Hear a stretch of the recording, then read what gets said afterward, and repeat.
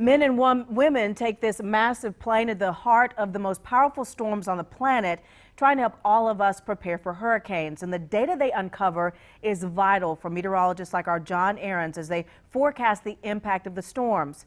John is live at the Charlotte airport tonight where the hurricane hunters touch down today. John.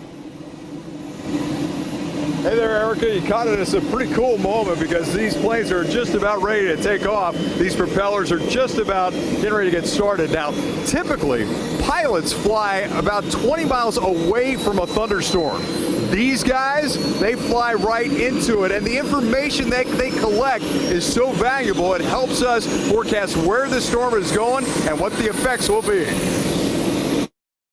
You talk to any other pilot, they tell us, they say, hey, y'all are crazy. Air Force pilots like Kendall Dunn walked us through the ins and outs of the C-130, which holds together through nature's most violent winds, all to give us life-saving information about storms. As we punch through the eye wall. Now he and his fellow pilots are gearing up for this storm season, which at least on paper has the potential to be a lighter one.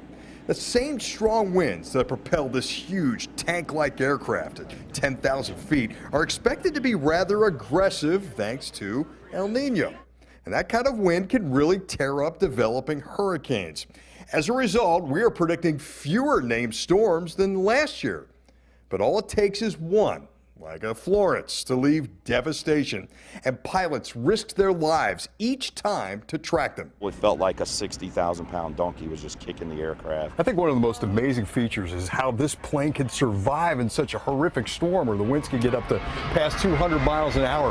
Well, one of the good things about hurricanes is a lot of the winds, at least directionally, can be predictable where they're going. So if you fly perpendicular to it, you're going to hang in there. However, you also have these huge forces, what we call downbursts, that will throw that plane down sometimes 100 feet. To see these colossal planes and those who fly them up close is just simply indescribable. It's just a really cool event to be able to see in person. Once in a lifetime. Yes, it is. A bucket list.